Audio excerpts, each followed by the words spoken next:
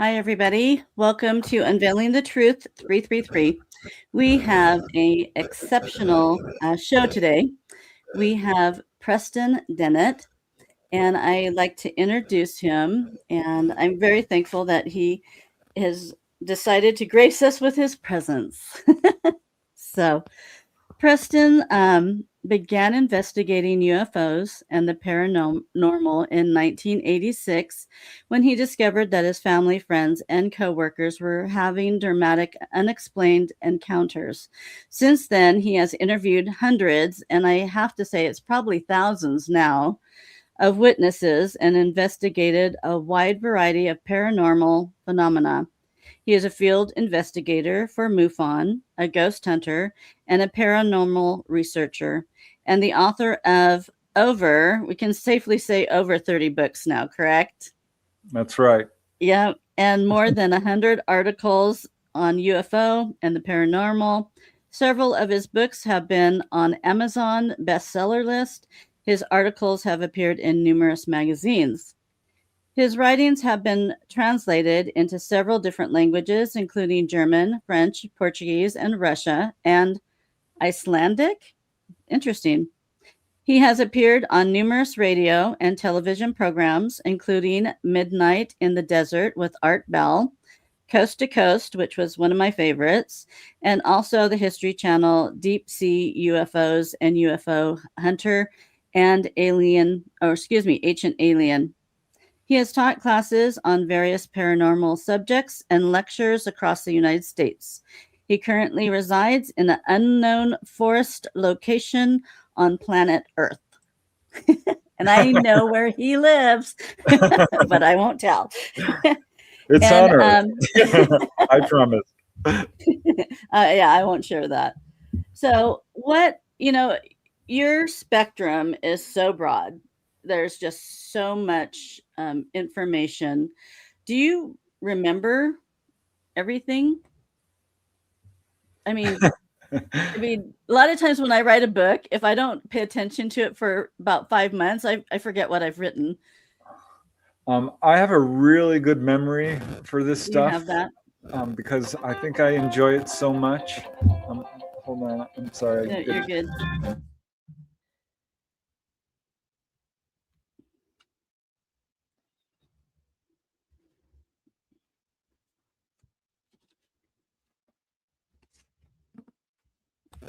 Very sorry. Nope, you're good. You're good. I was just mentoring someone.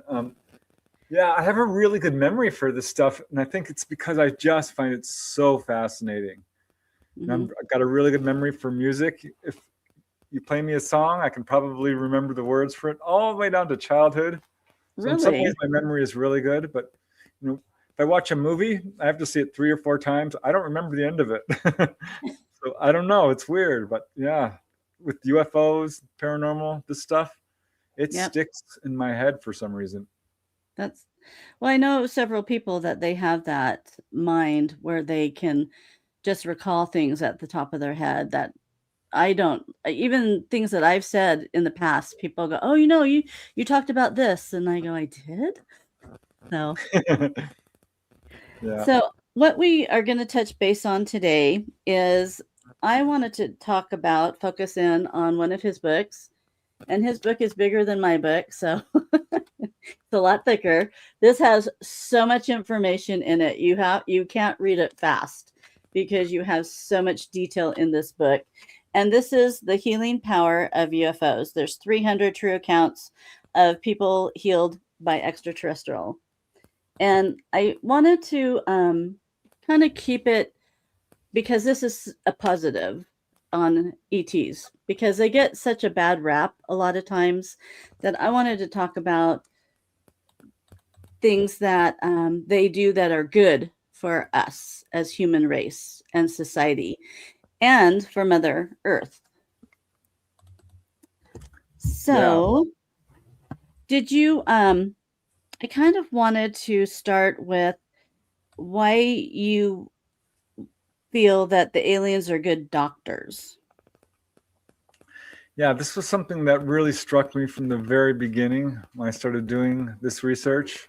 Because over and over again, people who were taken on board would describe the interior of UFOs almost in medical terms, as being spotless, and they were put on an exam table, and they would even label the ETs like the doctor came towards me, and they're describing medical instruments.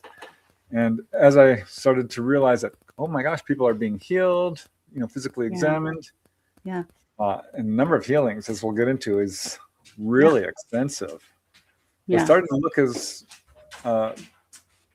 UFOs, almost like floating hospitals.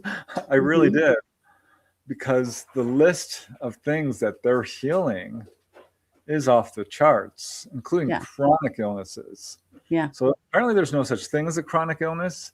And it becomes pretty apparent once you start going through these cases and talking to people who've had these experiences that the ETs do know more about the human body than we do.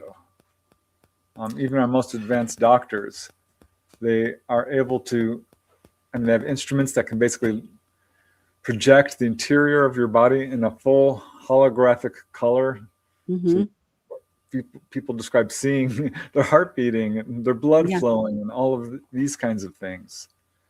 They see that while they're under or being examined, or during a live exam. In fact, there's this instrument that people describe, I've heard several times, kind of shaped like a shallow U, about maybe a foot or two thick, which they lay it on your chest, and out comes this perfect little 3D representation of the interior of your body.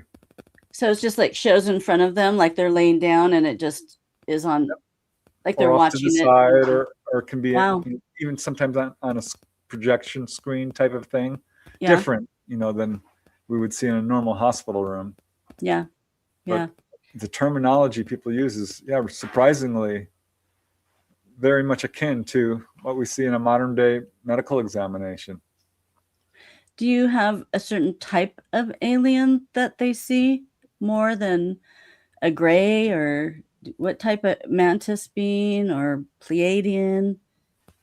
All of them. Really? When I first started doing this research, because people kind of differentiate between quote an abductee and quote a contactee.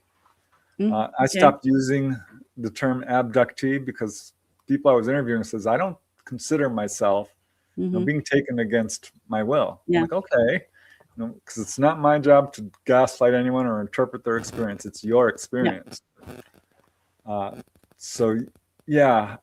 I found was surprising to me, because I kind of thought it would be mostly human looking, the sort of Nordic ones doing the healing. That's another term I don't use anymore, Nordic, because it's, I've got plenty of cases of people seeing human looking ETs with dark skin, or Asian looking, or Mesoamerican, or what have you. But it was amazing, because over half the cases I documented of healings, and there are hundreds, were grays.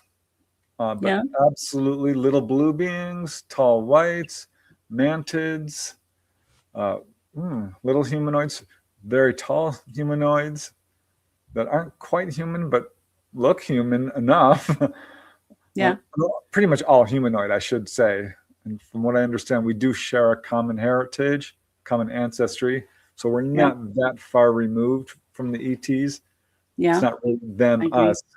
We're one, is what the ETs tell us. But all different types. It's amazing. Even among the grays. I mean, you have short little grays, you have tall grays. They're not all gray skinned either. Some have white, some are a little bluish, some might be a little greenish or pink or grayish or tan. Lots of variation. Because I've seen a gray in my bedroom. Actually, it was 3D. It was on my dresser, sitting on my dresser, and it was showing me something. It was like projecting something in my room for me to see.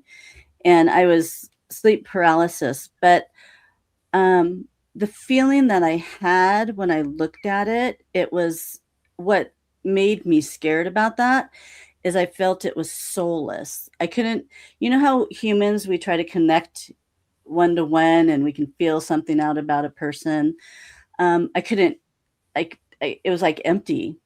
So I'm thinking that maybe my experience, it was more of a robotic maybe, or it just didn't have a soul in it? Yeah, I think that you might be onto something there, because there is a category of grays, generally about 3 feet tall, Yes. that are Small. not what we would call, I mean, they're biological, but they're more biological androids. Mm-hmm. They're not born, they don't die. There's a really good reporting on this from multiple contactees, Okay. uh, that no, they don't have a soul as we would think of it. They're the workers, and they are Yes. absolutely, to a degree, autonomous. But no, they're the workers. They come down and basically scoop people up, do the Mm-hmm. dangerous work, and bring people on board Yeah. the craft, and Yeah. don't really express emotions so No. much. No. Because you hear a lot of people saying, "Oh, well, I didn't get any emotion from this. There was no, No. exactly what you're saying, Yeah. really." Yeah. So, There's nothing there. Yeah. uh, Interesting. which And can be very scary for people, because it's it hard to was, like. and I've seen a lot of things, and you always think, oh, I'll never be scared if I see a ET. Well, yeah, you will. I was petrified, actually. I just felt the hairs on the back of my neck go up, and if it would have moved, it was really weird, because it was looking down in its lap, and it was projecting something out, and then it lifted its head up, and then it would turn and look at me, and when it looked at me, I just became panicked, but I was in paralysis. And it almost like noticed that I was panicking. So it turned its head back and put it down and looked at its lap. And when it did that, I was fine. But when it looked at me, I did not like that. Yeah, it's a very common feature with contact. Fear is a big deal, especially here on Mhm. Earth. Yeah. We are very good at it, and I think the ETs are aware of this. It's often why they come down and say, "Don't be afraid. We're not here to hurt you. No harm will come to you. You're gonna be fine. Try to relax." Yeah. And they give these over and over again, because they realize we have a very strong fear reaction to anything unknown. But most contactees I've talked to, after they have 4 or 5 of these kind of encounters and are taken on board, they get through that. They break through the fear. Okay. It's a process for each person. It's a journey. Yeah. But that's the pattern I see over and over again. And isn't it amazing that, I mean, you've written over 30 books of interviews, contactees. I mean, you would think that almost half of the world has had some sort of experience with alien contact. Oh, Or yeah. do you think it's more? Well, it's kind of a trick question. I think probably, from what I understand, contactees have told me that we are all known by them. We've all been given the opportunity. We've all had some level of interaction with them. Mm-hmm. I think most of the people are not aware of that. But I can tell you for sure, it's far, far, far more common than even people within the UFO community, I think, have any idea.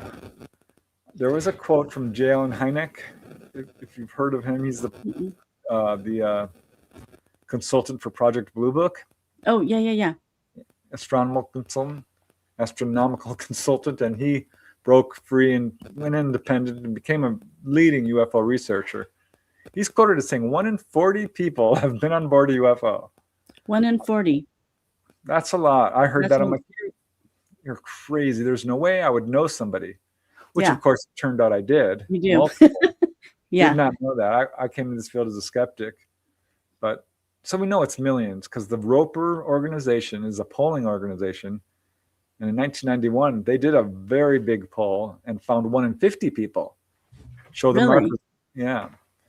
But yeah, contactees have told me that the ETs have told them that basically we are all known by them, and everyone has some degree of contact. I have a question for you. Do you feel that they were a part of our creation? No, Okay. I don't think we're an experiment. I don't think they created the human race. Okay. From what I understand, all ETs are essentially human. They all have DNA.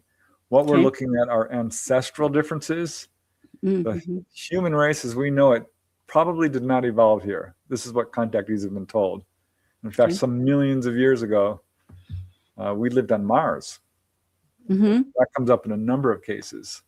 And we have regular existential crises, existential periods. I mean, by that I mean they lift people up off the planet when the poles tilt and things like this, or there's micronovas, and they bring them back.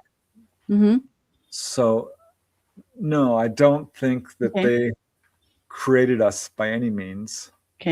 But I do think that they've worked very closely with us, and this is why I think people are being taken on board.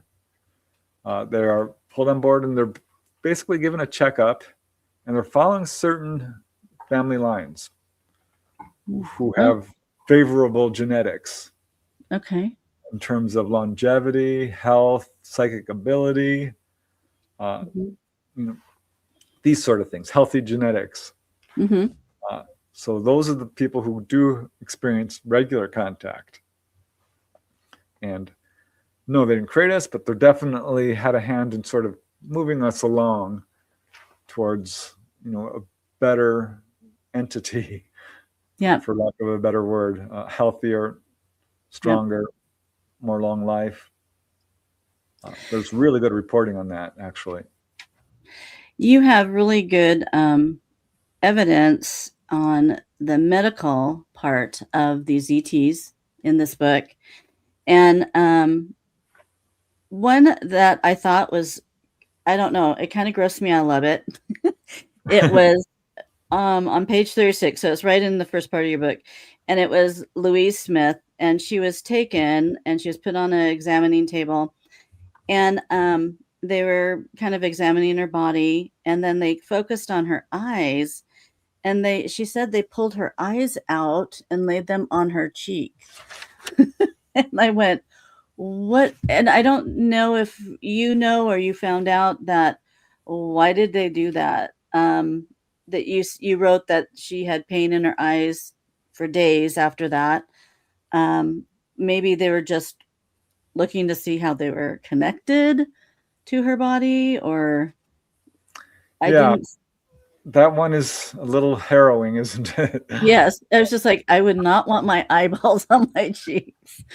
My mother had detached retina, and they were able to heal one using a laser, but the other they had to actually pull her eyeball out and stitch it up. Oh my goodness! So we do that here for the person's benefit. I'm not saying that's what happened there, but that's what I'm leaning towards, because there are a few cases. I think Betty Andreasen described this. It's very rare, this kind of thing. There was another gentleman who had color blindness and could only see one color. I think it was green. His case was investigated by John Carpenter, MD, Midwestern researcher, who also had a procedure on his eye and cured his color blindness. Really? So yeah. And if I I did a whole chapter on just the eyes, because there was so many cases of people whose vision was healed in all these different ways. So because they know about the human body, they don't really need to pull things apart. Yeah. You know what I mean? Yeah. So there's a reason for this. Where they were, and I can see from an outside perspective how this might look as being pretty darn disconcerting, to say the least. But as you go through these cases, you're like, wow, here's a lady I interviewed firsthand. I think she was up in Maine, Wisconsin, thereabouts. Suffering from glaucoma, I think it was, the thinning of the optic nerve, and had an encounter while camping in the forest in her backyard with praying mantis type ETs. And her husband is the contactee. She's just kind of along for the ride. Oh, okay. And she's okay with it, and went to the doctor to have her vision tested, because she does regularly. The doctor was astounded. He's like, your optic nerve has been thinning for a long time, and now it's returning back to its normal state. It's not completely normal, but her condition not only was halted, but it reversed. It's not supposed Great. to be able to happen. Yeah. Another person loved this case. Ralph and Judy Bloom did a book, Beyond UFOs, way back before the subject was popular. Mm-hmm. They had a case from a Peruvian customs official. This is so strange, who stepped out on his balcony and saw a classic flying saucer way the heck up there. It Yeah. sends down this purple beam of light. Okay, it strikes him on the head and chest. He was cured of 2 conditions. He had rheumatism, and that cleared up over the next week. Wow. But he had very severe myopia, nearsightedness. And literally, this beam goes away. He's still wearing his glasses. He can't see through his glasses. He's like, what's wrong? Pulls off his glasses. He can see. His myopia. Oh my goodness. Oh my goodness. And the purple light is supposed to be a healing light. It has really dense properties to it. So it's interesting it was a purple light. Yeah, we hear a lot of white, blue, purple, not really orange, or for whatever reason. Yeah. There was a gentleman, George Filer. He's got a number of healing cases, and he outlined them and was like, well, all of these involve blue light. Mm-hmm. And he started using blue light to sort of do healing himself. Mm-hmm. Mm-hmm. So I think there needs to be some more research on the use of the electromagnetic spectrum, because we're just beginning to see that. Yep. Treating jaundice using light. Yep. Things like this. Yeah. So. And because even was in the cosmetic field for a long time, and the blue light kills bacteria. So they would do blue light on people that have acne, anything like that it just kills and heals the skin, kills that bacteria. Just the light. Amazing. Yeah. Yeah. Now you can do complete water purification using ultraviolet. Mm-hmm. Yep. And that's what they do now. Yeah. Most offices now, they just run the water through a light.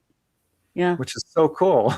It's amazing, because you don't need the chlorine, which is not good for us. Or the fluoride. Ooh, that should not be put in our water. Yeah. I was raised in California where I was raised with fluoride.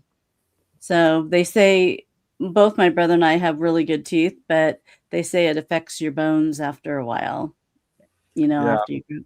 And your pineal gland, which is connected to psychic ability. Oh. So I recommend purified water. Yep. And or even just well water, or finding a way to you can absolutely pull the fluoride out of water with a filter. Yep. Yes. There's another one. I wanted to talk about, I know you're really familiar with the Travis Walton. And so what I was thinking, because for years and years and years, Travis thought, oh, they're attacking me. They brought me up and I had to fight them off. But now he's starting to change the last, decade, that he feels that they were healing him, that they might have done damage to him because he ran underneath the ship. And then they pulled him on board, because I was thinking, well, maybe it is kind of a code that they can come to the planet if they're looking for something, or to, look for seeds or plant life or vegetation of some sort. A human gets in the way. He gets zapped by their beam, and they're going, uh-oh, we better bring this guy on board and see if we can fix him.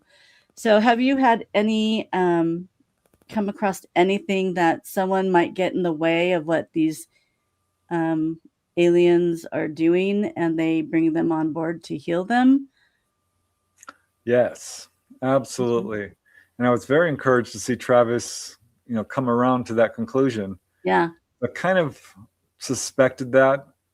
I think he ran up to a UFO. Not a good idea. There's a number of cases where people have basically gotten injured. And if you look at the whole caseload of injuries, almost all of them seem to fall into that category, where someone runs right up to one of these things as it's taken off. In fact, Thomas Bullard, he was a researcher who was the first to collect 300 cases and do a statistical analysis. He Wow. found a bunch of healing cases. He says, but every injury case seems to be accidental. Every healing seems to be intentional. Ah. And there are a number of cases. I think that's exactly what happened with Travis. He got too close. There was an electrical discharge. They said, oh no, what have we done? Yeah. What has he done? Let's get him on board. And took them 5 days to get him to a place where he's okay. Because he was on board for a long time. Yeah. I interviewed a lady, Dolly Safran, wrote a whole book about her case. She's got a couple of incidents like this. Really? One guy came running up too close, got burned badly. They had to pull him on board and heal him. Another guy whips out his gun. There must be 50 cases of people doing this. Shot the gun at the UFO and it ricocheted back and got him in the leg. Oh, you're kidding. He shot at it. Wow. Please don't do this. Yes. Tell the nobody do that. Don't shoot at a UFO. No. So they pulled him on board and they healed him up. So yeah, I think sometimes this does happen, and it's not certainly the fault of the ETs. No. And I'm not even going to blame the human, because they're in a situation where they're reacting as best as they can or know how. Yeah. Yeah.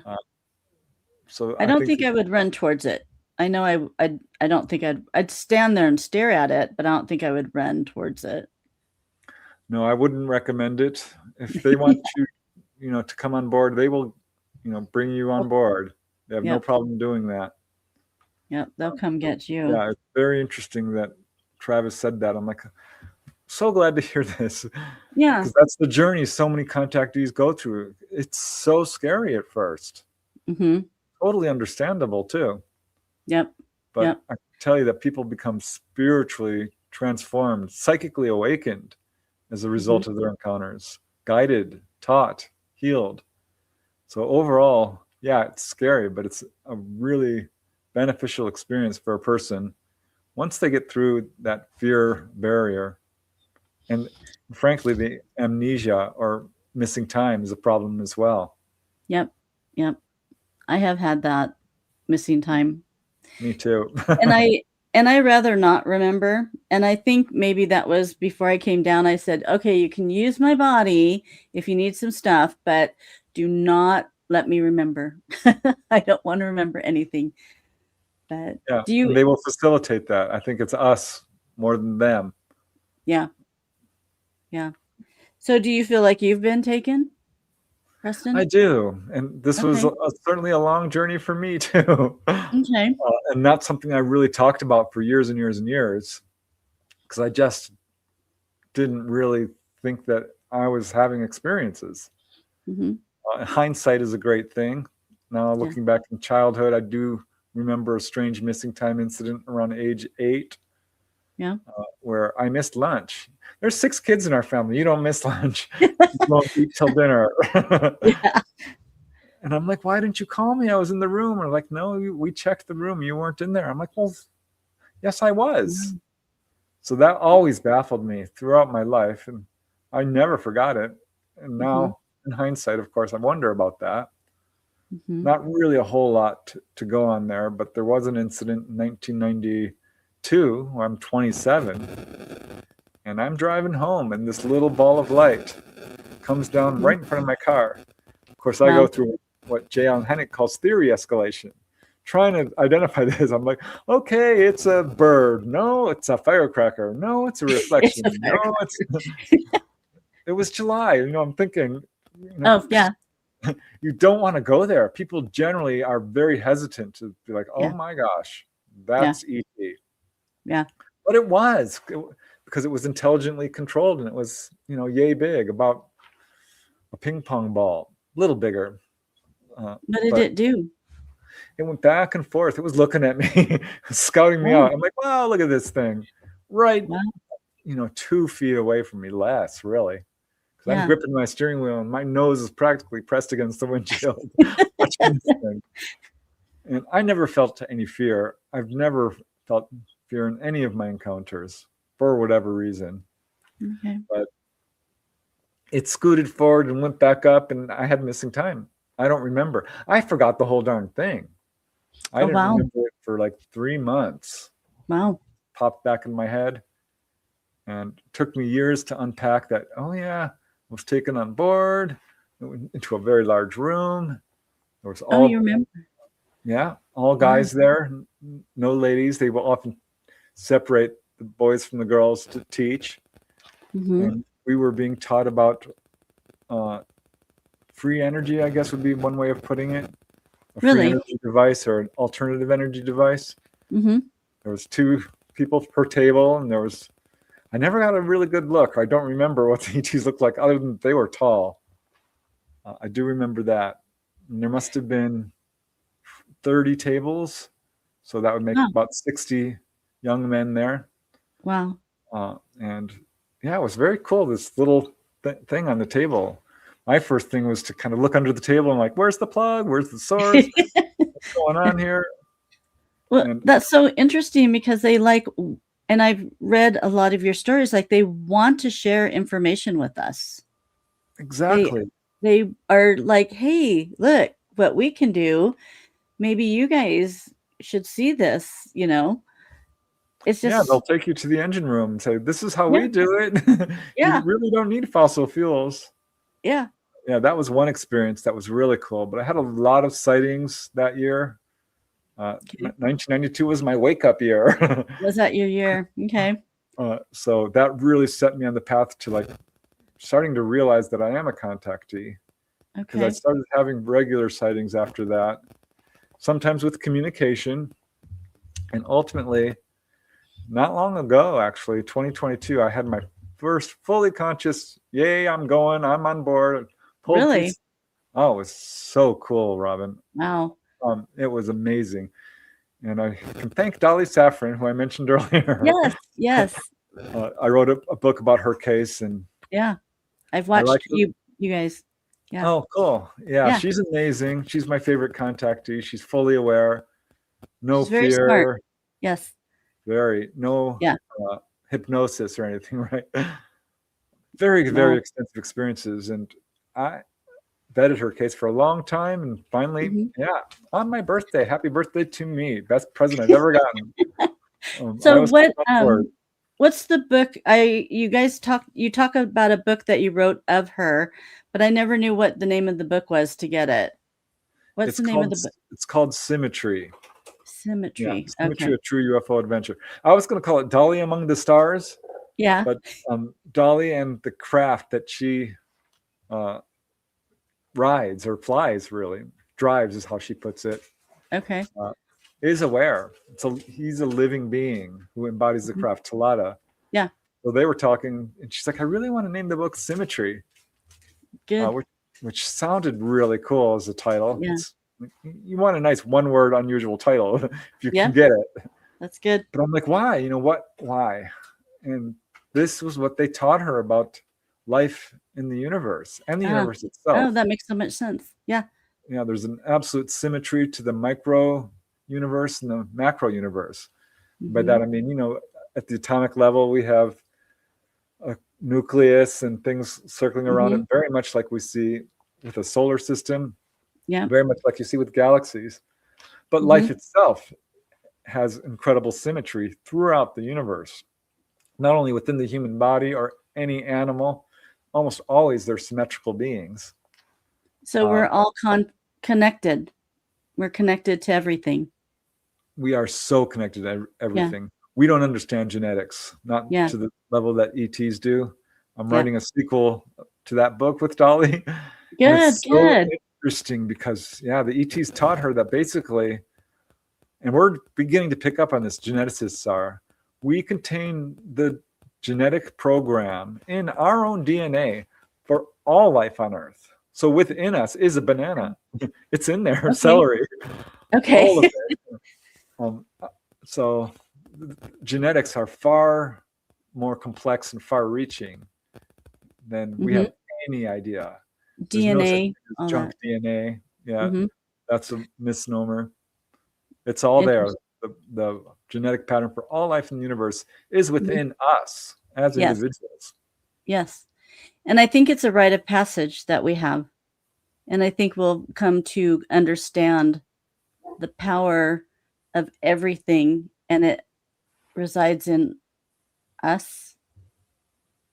We have the power within us. We just don't know it.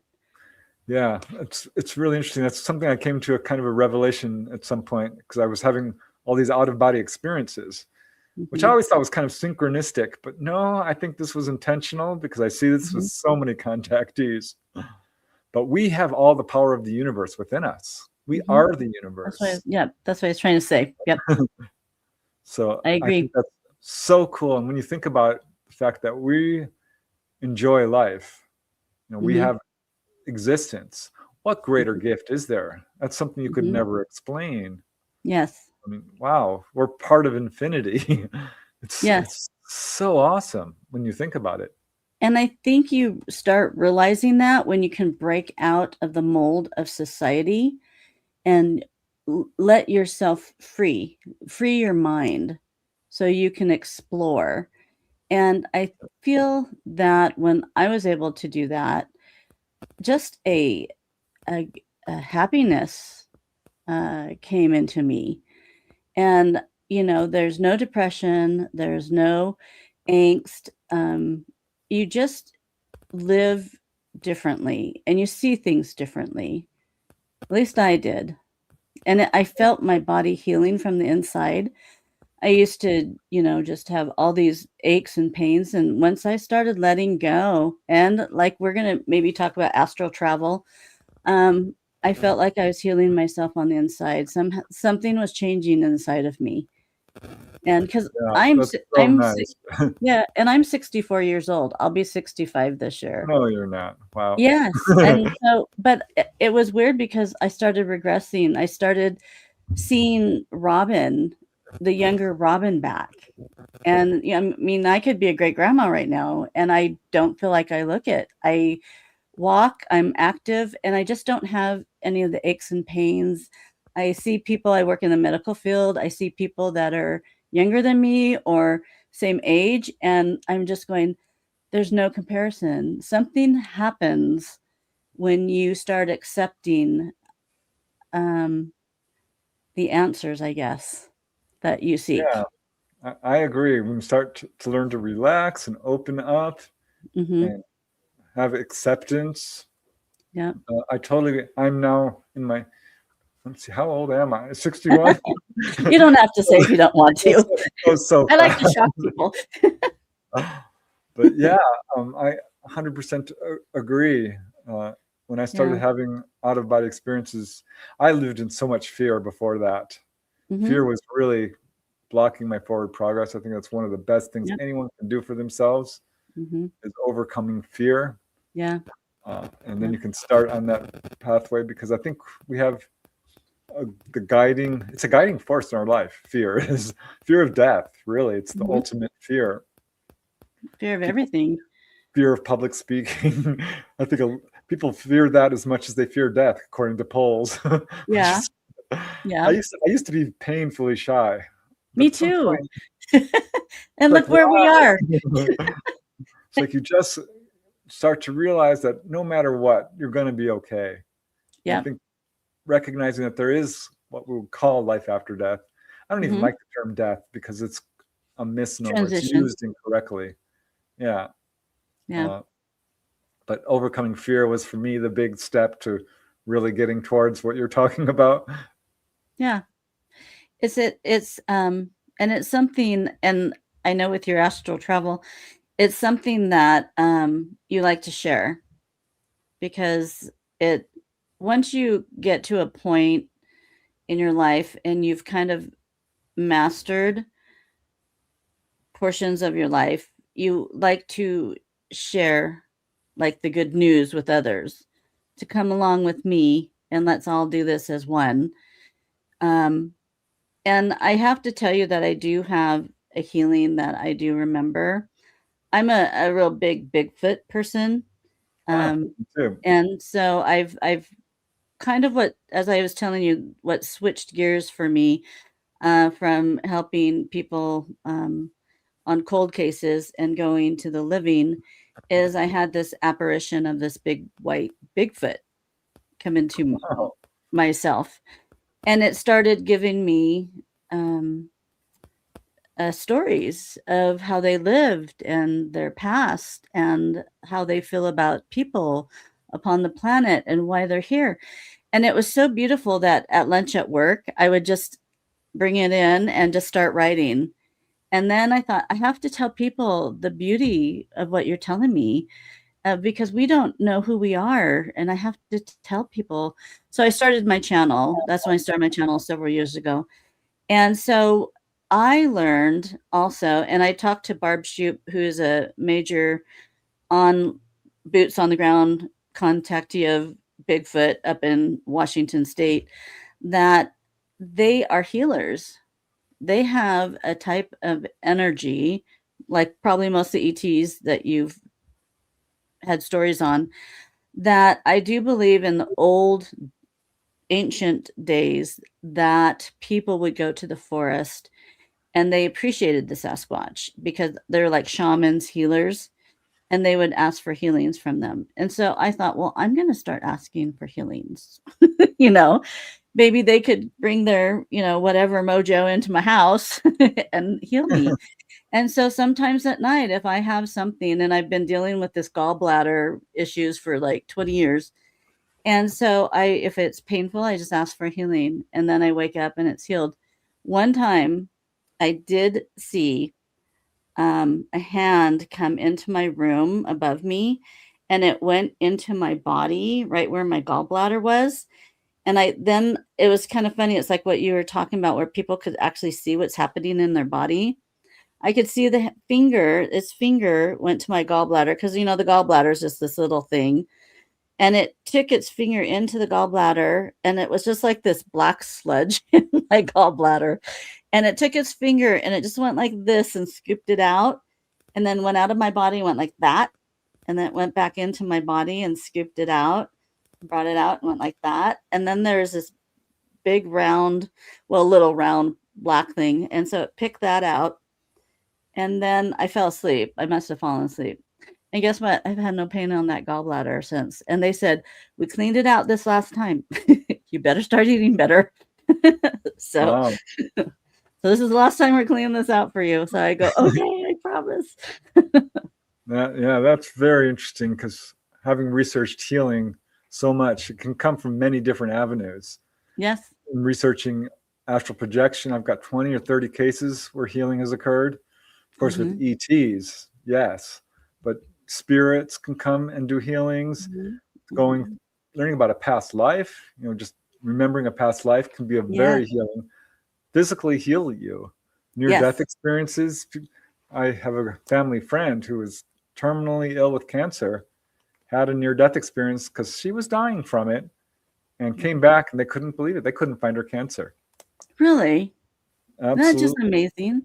But it's so interesting to me because, the story you told me reminds me of a case of a UFO healing where an ET showed up at this guy's house and reached into his chest, and were dealing with his heart. Yeah. And he woke up. He's like, gosh, that freaks me out. I better go to the doctor.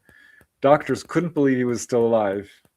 He had real bad heart issues that were both congenital and, diet related. Had to have like a full-on bypass. They said, we don't know how you got here. Really? You should not really be living right now, but we can fix you. Good. And a number of cases where people are on board and the ETs will actually reach into their bodies. Yep. It's funny because I had an astral projection experience once, and I was being led. Normally I'm out there alone, just flying around. I don't have a whole lot of spirit guides telling me what to do or showing me stuff. Sometimes they do, and this time they did, and they took me to somebody. And they said, put your hands in there and heal them. I'm like, what do you mean? Put your own hands. Yes. So I put my hands in this person's body and just kind of visualized and gave them healing energy. Wow. And have since done that just a few times. Yeah. Here and there. But apparently this is another method of healing. Yep. It kind of shows you, what do I want to call it? Just like everything is around us isn't solid, but it is solid. What is that physics. No, Yeah, quantum physics. physics. Yeah, quantum physics. Like you're going, okay, the table's not real. It's all molecules. And I thought, is it? Are we at a certain plane of consciousness to be able to do that type of healing? Well, I think you kind of hit upon it because people talk about, we're in the third dimension. We know that, but fourth, Mhm. fifth, sixth dimension, you're not really going anywhere. Those are intermingled within us, but it's our Extensions. own consciousness and wisdom and experience that allows us to sort of perceive or interact with the next dimension. So someone who Yeah. becomes a medium and can perceive deceased people or is able to do hands-on healing, sort of accessing that, Mm-hmm. because we are all interdimensional beings, from what I Yeah. understand. Astral projection is a little bit of a misnomer. We're actually kind of projecting down here into the third dimension from our true home, from our true self. Mm-hmm. And yeah, I think this third dimension is 100% real. I don't think it's a matrix or a Yeah, I don't simulation either. or any of Yeah. that nonsense. No, Yeah, I it don't is. either. It is energetic. I mean, we know this. If you go down to the quantum level, there's more space in there than actual solid matter, and solid matter is really just ultimately light. The Mm-hmm. whole universe is composed of light. Yeah. You had you had a story in your book. I think this is it. It was in Brazil, which is kind of like this, where this little girl was sick and she had like stomach cancer. And Yeah. it was a wealthy family, and the maid of this girl was telling the story, but they wanted to keep the family a secret. And that a light, I think, if I might not get this totally correct, but they saw a ship outside her window or something, and then Yep. the beings came down. I'm not sure what kind of beings they were. Do you remember? I didn't. Oh, they had slanted eyes, like they looked Chinese. They were small with large Yep. heads, and they came in, and then I think they had a blue light instruments. You said, and they actually could. I don't know if everybody could see where the cancer was because like the family was in the room with these people. Does this sound familiar? Yeah. I know this case. It was leaked by the maid, actually, Wesley. Anazia, Okay. Anazia Maria, because this was a wealthy family whose the father was very active in politics. Oh, So they weren't going to go public, yeah. but their daughter was dying of stomach cancer. And they had this UFO land in their backyard, and these little guys come in, and the whole family watched this, which Yeah. is astonishing to Yeah. me. And basically, they did this operation on the little girl in the living room, Okay. and it was, I think it took like 20 minutes or something, Yeah. involving light. It looked almost like they opened up the girl's stomach.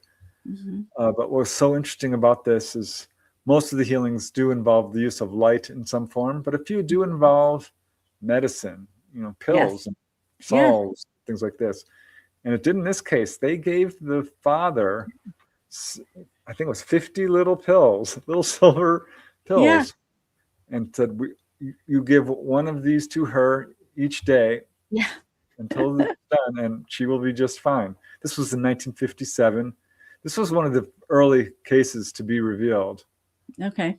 and one that was quite detailed, because when I was doing research on this, most of these cases were not well covered. Okay. This was sort of the fringe of the fringe. And the vast majority of people who have these kinds of experiences wouldn't talk about it, or Yeah. they were ridiculed and gaslit and didn't get a whole lot of proper attention. This case Yeah. did, because the maid wrote a very lengthy letter, which was ultimately published in one of Wendell Stevens' books. It's a wonderful case. Yes, it is. I'm Probably getting a little bit 30 of or back 40. feed. Do you hear that? A little bit of back feed? Does it sound okay? The volume? I don't hear any feedback. Okay, No. it's on my side. Okay. So yes, I thought that was amazing. And what amazed me was they gave her medicine. Yeah, which turns up in, I'm going to say maybe 10% of the cases. Really? Not a lot. Generally speaking, it's a one and done type of thing. Yeah. There was one case which was so interesting because this young child had apparently suffered a cerebral aneurysm.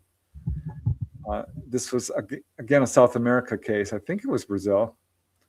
And João Valerio was the hospital doorman, and he's also a contactee. Oh. And pretty well respected and well known because other people around him had seen these UFOs. So they believed him. Yeah. And they asked him, this child needs help. Is it possible you could ask the ETs if they can assist in any way? And so he said, I no promises, I'll try. And he asked them about that, and they gave him these 2 packets of medicine, which he brought to the doctors, and with the instructions that you are to rub this on the soles of his feet, I think it was. Really?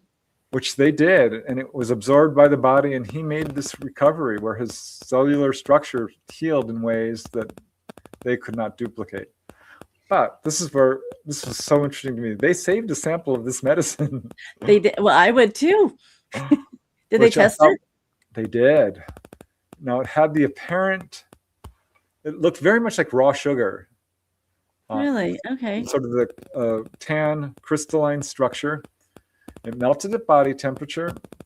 And Wendell Stevens, the researcher, spent like $2,000 or $4,000 or something to have it chemically analyzed. And they had such a hard time with it because it wasn't identifying as anything that they could correspond it to. Oh. And ultimately, they decided it was chemically unique. That was their conclusion. Well, yes, we probably could have known that. They used up the whole sample trying to test it. Yeah. Wow. So I think in today's standards, if it were run through a more modern laboratory, you might be able to get a breakdown of what exactly was in there. Well, it came off planet. It might have been produced on another planet. Yeah, which is amazing to me. There are a few cases of this sort of thing, but generally you get very little scientific, hard artifact evidence of that. Yeah. But with the healing cases, it's amazing. They leave a long trail of baffled and very curious and doctors who are like, what the heck? Where did your cyst go? This is very strange. You look like you had surgery. Yeah. Did you know you're missing your appendix? No, I never had surgery. Yes. So, well, do you know the Carl Higdon case by chance? I don't know if you've covered that. Case. Isn't that the best? Yes. And it's just, I love that case. I love it from start to finish. It's the craziest case. I mean, the craziest looking aliens we've ever seen. And why do you think that they actually took him? Do you think they come to planet, some aliens, to take people, and they're going to take them back to their planet and breed them? Do you think? Or do you think, what do you think on this case, the Carl Higdon case? Yeah, I like the Carl Higdon case. It's not wholly unique, really. Okay. For people who don't know, this occurred in Wyoming, Medicine Bow Monument. He's an oil worker. Yes. And he was out hunting elk and saw an elk and shot at it, and the bullet stopped. And fell down. To the ground. They have the bullet. They found it. Yeah. It's all crunched up in a weird way. And of course, there's this human-looking largely, but a little different with hair sticking straight up. Yeah. It said it had points for arms. I think that was probably misperception. That was weird. Yeah. Because he floated. He didn't walk. Exactly. Introduced himself as Also, I believe it was. Also one. Yep. And took Carl on board. Are you hungry, Carl? Carl says, yes, I am. Well, here's a pill for you. Which he dutifully swallowed. Yes.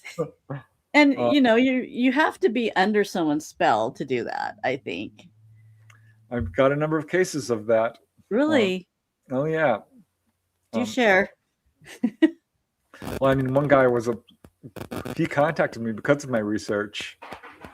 Such a good witness. He's a pilot. He's way over educated. He was using words that I have never heard before. I'm like, hold on a second, what does that mean? So bring it down. And I got A's in English all through school. I mean, I'm pretty okay with you're a smart guy. Write books. Yeah. But this guy he's a private pilot. He was the manager of the biggest bank in Peru, I think it was. Really? Has 4 degrees. So very smart guy. Wanted to see UFOs because he heard there was a wave of sightings in his area. Went out to go looking for them. They didn't show up. He was so disappointed. A week or two later, wakes up in the middle of the night hearing his name being called. Oh.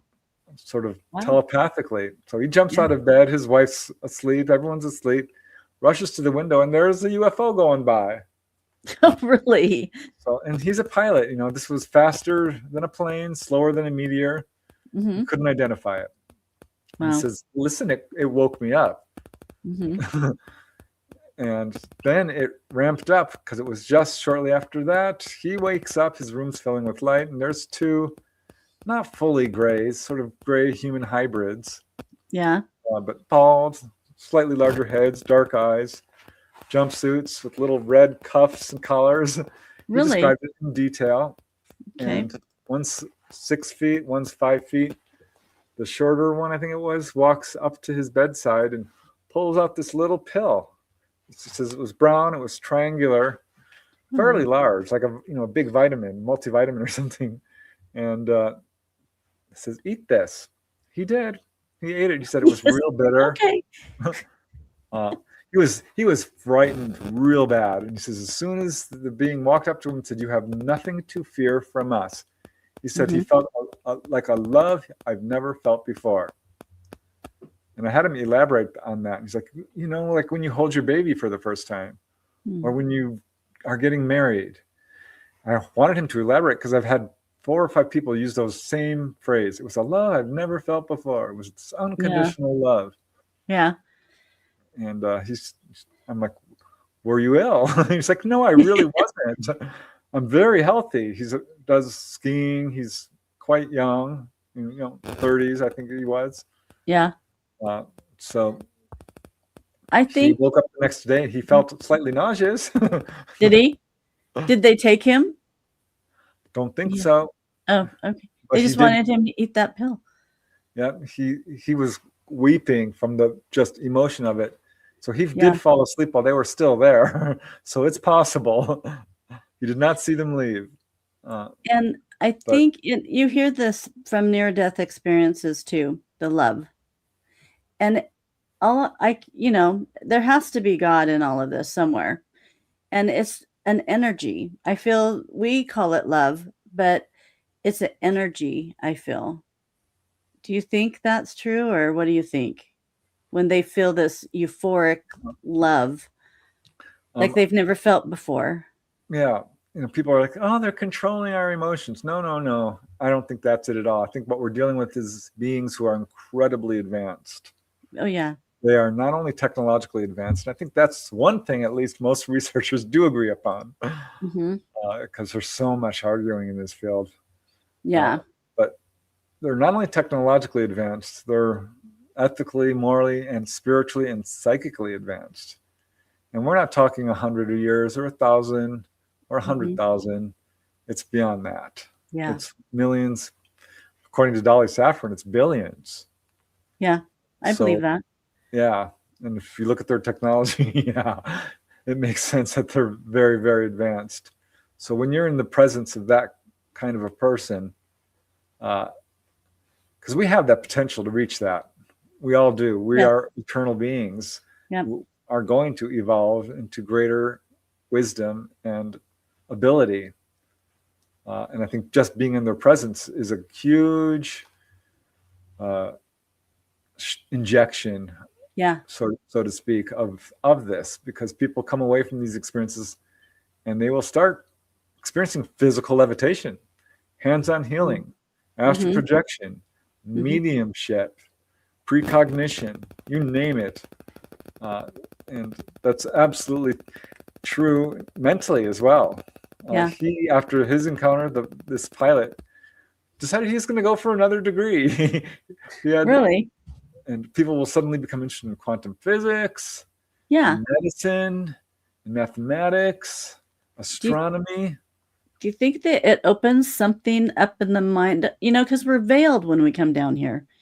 Maybe this has always been their talent and ability, and they come down and say, okay, time to back up the curtain so George can go forward and become the best quantum physic and devise this something to help humanity. Or yeah, because I'm not really so sure we're supposed to be veiled.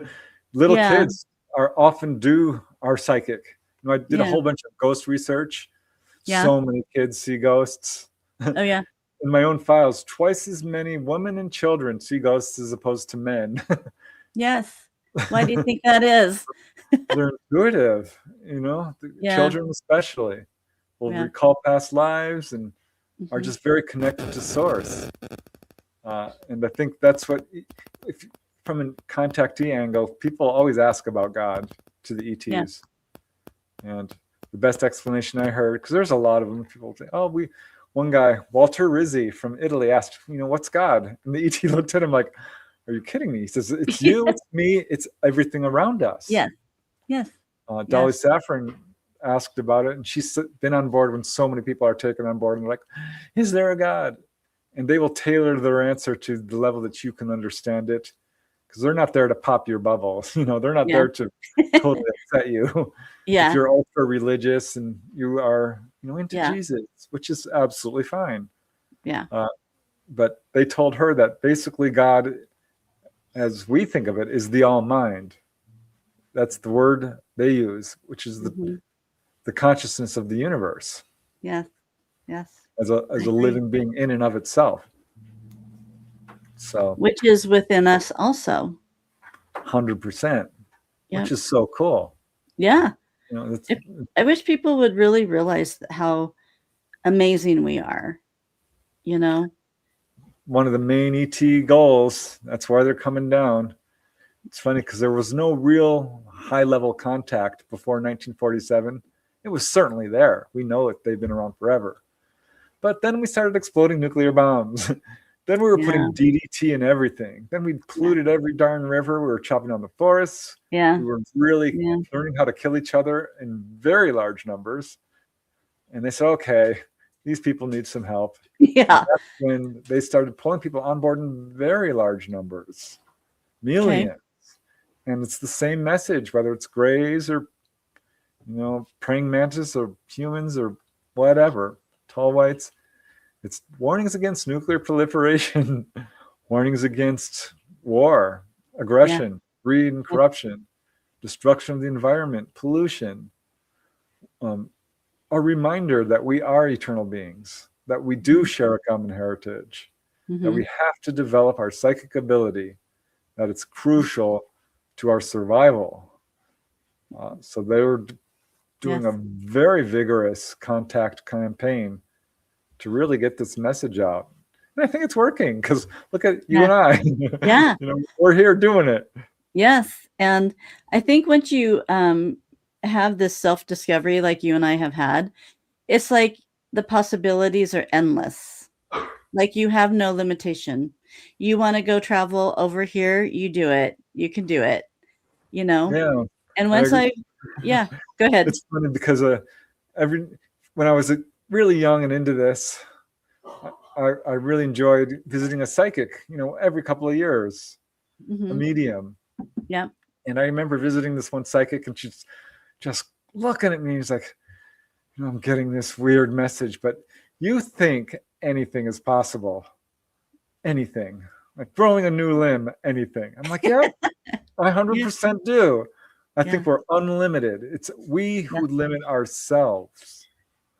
And miracles do happen, and they're not breaking the laws of nature. No. By any means. It's following the laws. There's no such thing as paranormal. We don't understand it. This is all normal. These are not superhuman abilities, levitating.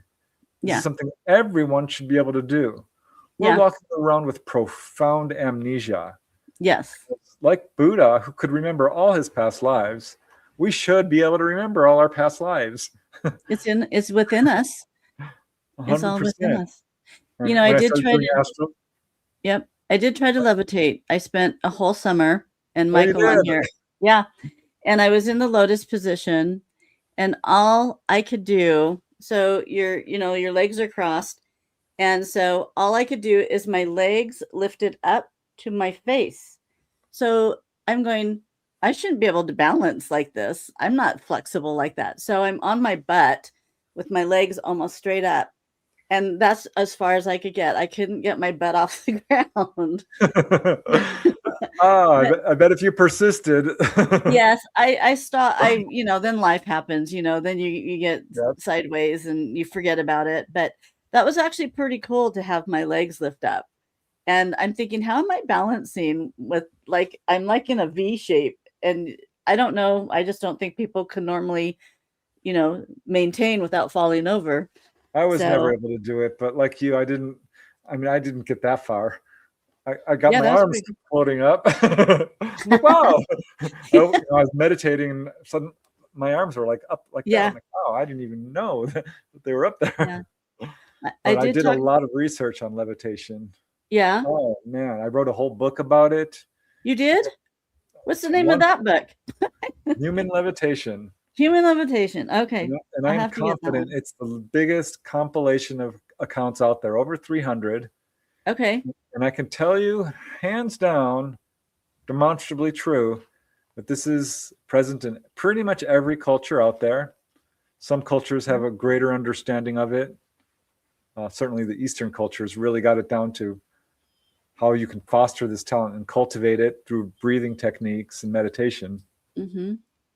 But it's been proven in a laboratory setting at least a half dozen times, mostly through really exceptional mediums like Carlos Mirabelli or Eusapia Palladino, or a number of these people. I've interviewed some people who've done it. We have a family friend. She's like, I levitated as a child. I'm like, you're kidding. She's like, no, I flew down the hallway. Found another lady. She's like, oh yeah, I used to fly up and down the stairs.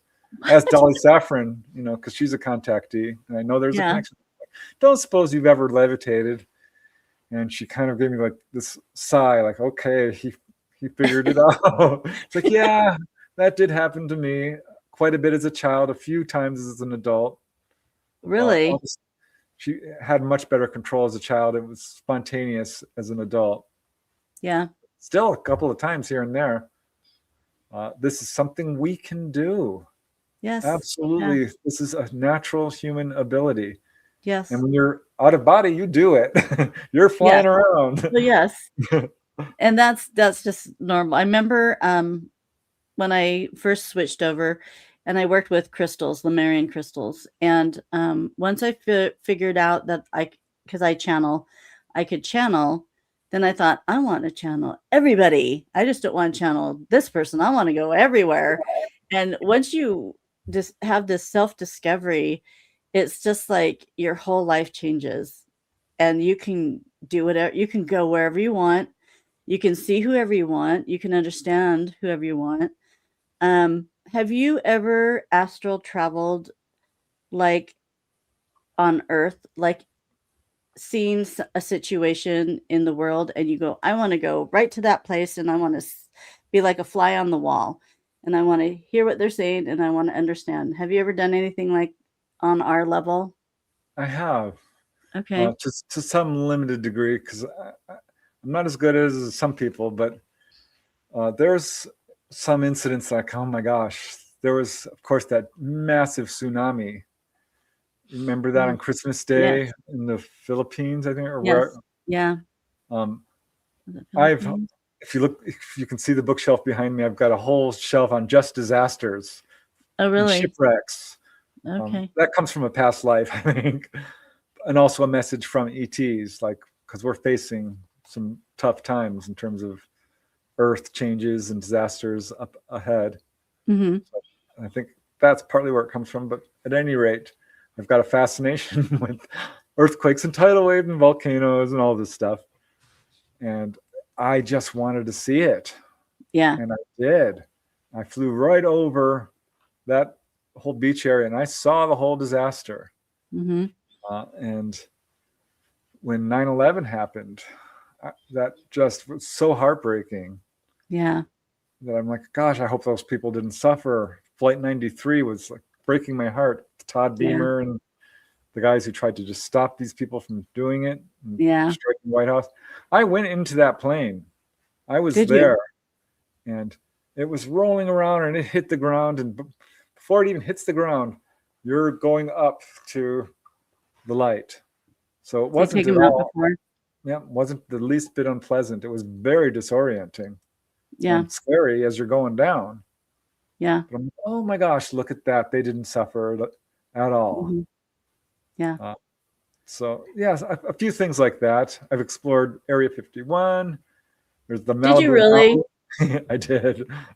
Did you go, you went below ground? Or how many layers did you go below?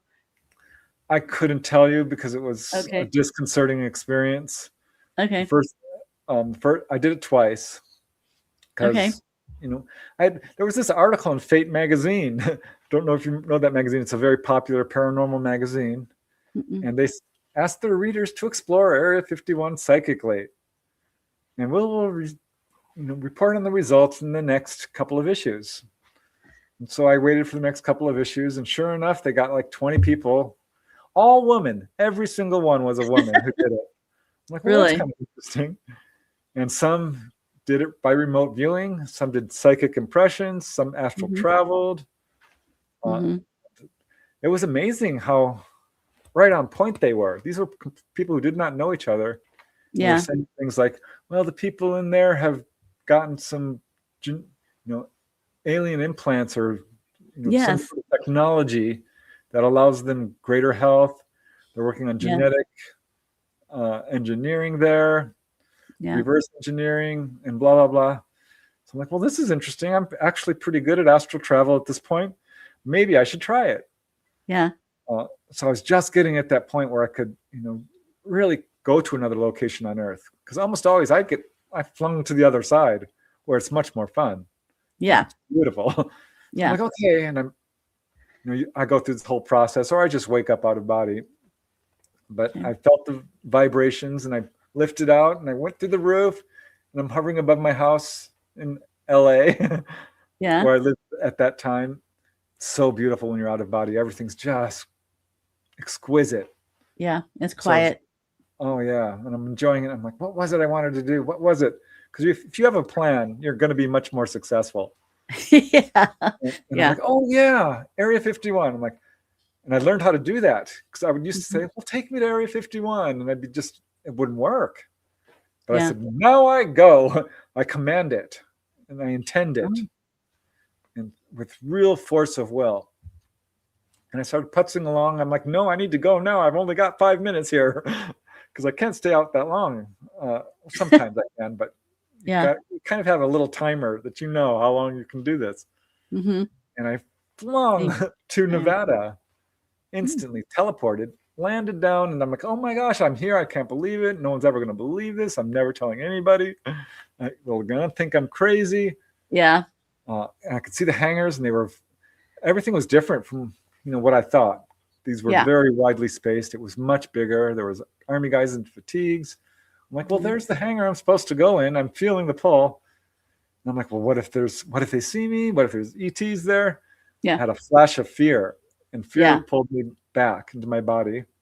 Yeah. But a short time later, I did it again, and this one was recalled much more like a dream, but it was an OBE because I recognized that feeling, and lots of dreams are half-remembered OBEs. We're all doing this every night. Yeah, of course. But I did have a guide, thank God, because I don't think I could have done this by myself. There was a few other people there. He was by my side, and it was a massive underground building, like a mall turned upside down. Really? So I'm going to say at least a few stories, and a dark, dark energy. You're very perceptive when you're out of body. You can read things very easily. and most communication is telepathic. Yes. So I was instantly getting these waves of, just not nice place. Yeah. So I'm sticking close to my guide and the others, and we're clustered together. But he wants to show me something that's important. So we go into a room, and it lights up because I can see all the lights. And my heart broke when I saw what he was wanting to show me, which was a young man who did not look well. He was the victim of a genetic experiment. And he was misshapen. He was deformed. And I got the instant impression, I'll call it that, the information that this gentleman was born there and he would die there, and he was used as a worker, a slave. Yeah. So pale, so unhappy, so broken. I'm like, I gotta go. Bye. I cannot. This is too much emotion for me. This is too much sadness. So empathetic when you're out of body. So yeah, I didn't like it, and I never went back again, and I don't want to. No. Yeah, and there's some things we shouldn't see. I actually kind of had that exact same experience in the Antarctic. I went down. We were, I don't know where I actually was, but it was, my guide was with me too. And I believe an angel was with me too. And we were going down, down, down. And it's kind of like there's where they say the Black Pyramid was. It's kind of in that area. But it was so dark energy that I actually couldn't go any farther. And I think sometimes, because I don't know, reptilians or whatever they are, they can see us because we're there, we're astral traveling, we're the light. They sense us and they can see us. And I've had that where they've turned around and I went, ooh, I better get out of here. Get out of here. I'm in the wrong place.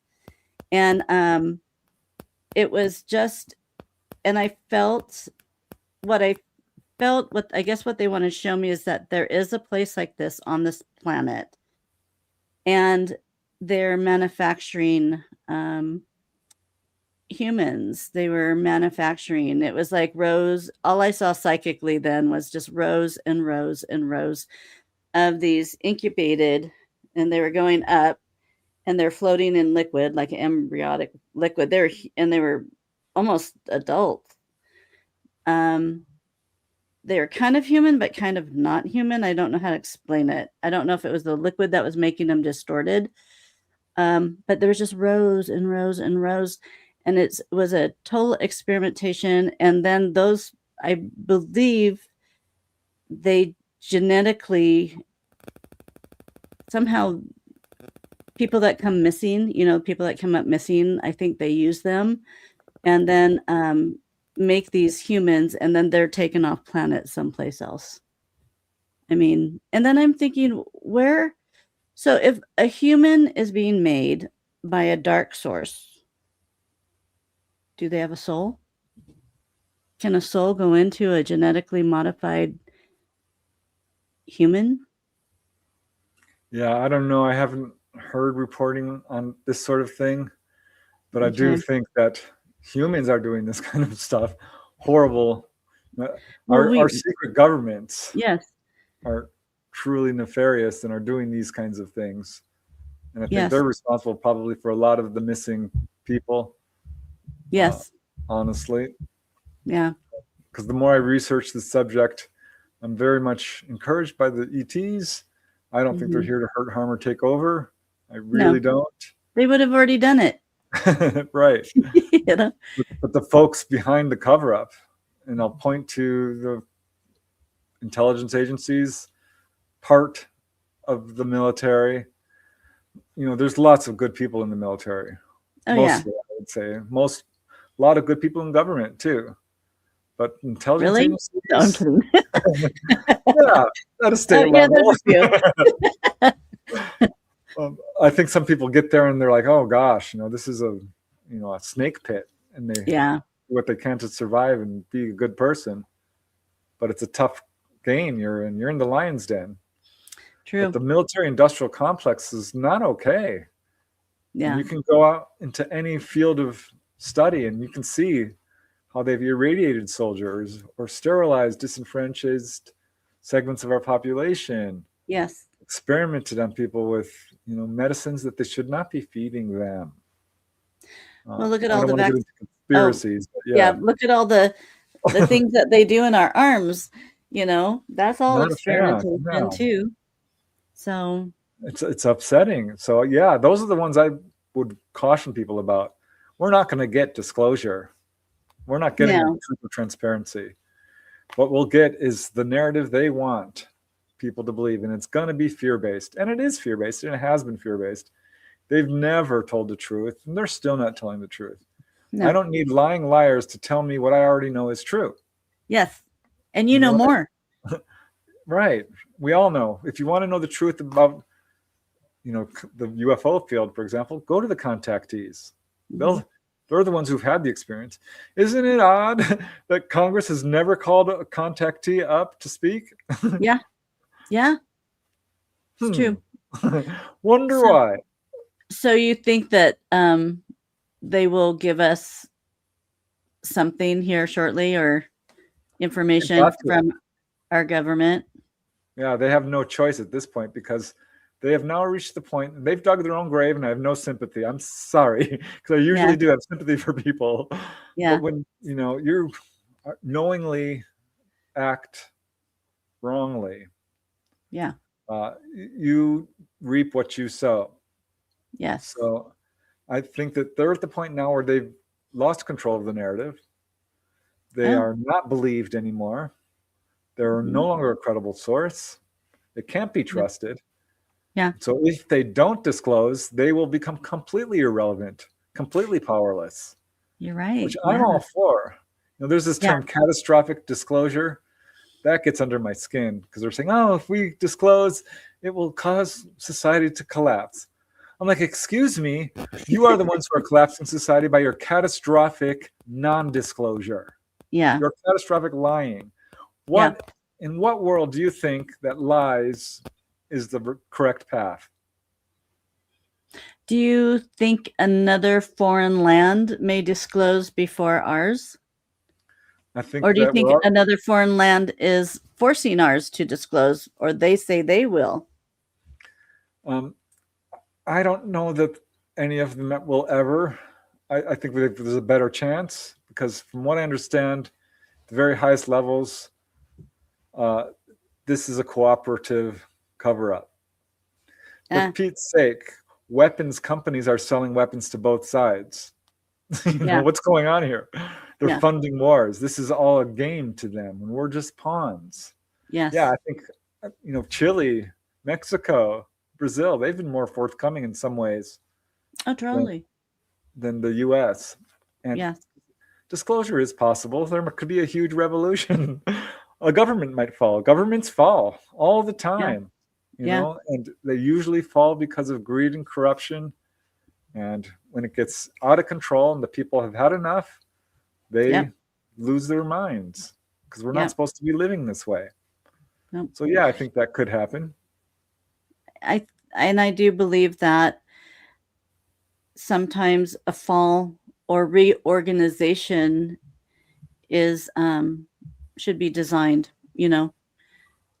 dismember what's not working and restructure it to what will work for the greater good of the planet and the people. Yeah, one of the driving forces behind the cover-up is the fact that, ETs are living without money, without war. I know. And free energy. Yeah. Free energy. And the pharmaceutical industry, who's one of the forces behind the cover-up, in my opinion, making billions and using illness as a business, doesn't want that out. The energy industry, heck no. They don't want that out. So, and did you know, this came out in the medical field just recently, and probably a lot of people won't hear about it, that radio frequency. I worked for a doctor and he did varicose veins, and they came out with a radio frequency that closed down the vein. So it was less harsher on the patient than burning the vein. So now they're finding out that radio frequency is curing cancer. It's killing the cancer cells. It knows how to kill the bad cells, not the good cells. And, so basically we have sound, light that can help cure us. And that's doesn't cost a lot of money. Right? Yeah. And it's not invasive. You don't have to poison your body or lose your hair and all No. these. The ETs have so much to teach us. This is an unprecedented opportunity for us to advance our knowledge in every single field of science: medicine, biology, astronomy, quantum physics, frankly, sociology, and really psychic ability, and all of this stuff it's a huge opportunity. And for skeptics who don't take these subjects seriously because they want a picture it's not real, are losing out. We really, really need to take this subject a lot more seriously, because it is real, and the truth is going to come out. Because you can hide the truth, you can distort it, you can lie about it, you can ignore it, but you will never destroy it. Truth is truth. It's indestructible. And they use light, and we need to learn how to use light too. I agree. Radio is part of light. I agree. And I think more people are understanding that statement. I sure hope so. I think the field of medicine, we put so much money into the defense budget. The whole black budget is mostly all about weaponizing everything. This is why ETs aren't handing technology to anybody for any reason. No. If we weaponize it, and we would do that with healing technology. If we had the ability to heal wounds instantly, boy, the generals would love that, wouldn't they? Yeah. Send the people out to war, stitch them back up, send them back out. Yep. Oh, I had a question for you and I just forgot it. So let me backtrack a little bit. What are the cases for healing animals that you've come across? Oh, I love those cases because, Good. I like animals. There's lots of, all contactees do, by the way. They have this incredible connection to animals. I've learned to ask, okay, tell me some animal stories. They've all got them. It's so heartwarming. I love animals too. Good. ETs heal nature in all its forms: plants, animals, children, old people, everybody. Yeah. And the animal cases are just endearing to me. And I found about 20 of them. I'm sure there are hundreds of thousands. One case involved a gentleman who's pretty well known in this field, Ray Hernandez. It's how he got involved in this field. His little dog, Nina, was suffering from arthritis and all kinds of problems. And UFOs, or an entity, showed up and healed the dog. Now, his ex-wife, I think now, had missing time or was taken on board, or he doesn't fully remember everything that happened. But the dog was healed, running around. It was fine for a while. I interviewed another lady whose dog was suffering from valley fever, and she loved this dog so much. It was different from her other pets. And she wakes up on board and sees these two Italian-looking guys in jumpsuits. That seems to be a famous thing. The dog was on a table with its paws up, and she became furious, and she made a beeline for him, and she was ready to attack. And the guy jumps up in front of her and says, "Wait 3 seconds." And so she stopped, took a breath, and he explained to her, "We're healing your dog. Your dog is sick." She's like, "I know." He's like, we're healing her. She is connected to you in ways you don't understand. She's part of your soul group or something along these lines. And healed the dog. There's so many cases. There was one case in Damon, Texas, where they were having an illegal rooster fight. I hate those. Not okay. No. And these two roosters went at it, and they were basically both, very, very badly injured. And what happens? A UFO shows up. They do this kind of thing. If you're acting wrongly, they will let you know. Like at Malmstrom in 1967, they shut down all our nuclear-tipped missiles. Yeah. Shut them down. What Yeah. are you doing? It's a slap on the wrist. Yeah. And that's what I think was going on here in Yeah. Texas. They sent down these beams of light and healed both the roosters, who got up and started walking around. Needless to say, the whole crowd panicked and everyone ran off. Yeah. Susan Navarez Morton was the one who reported this. Wow. So she attached her name to it. Yeah. And it's another case. I've got a number of cases involving dogs, one of a horse, one of a cat who was attacked by a coyote. I asked Dolly Saffron about it. She's a zookeeper. She's like, oh yeah, we had this little gibbon named Sarah, and she got leukemia. And so she asked the ETs to help, and they did. And the leukemia went away. Wow. So Wow. got pictures of the little cute gibbon, a real sweetheart, she said. Oh. So yeah, they heal animals all the time. Probably a lot more than we ever hear about.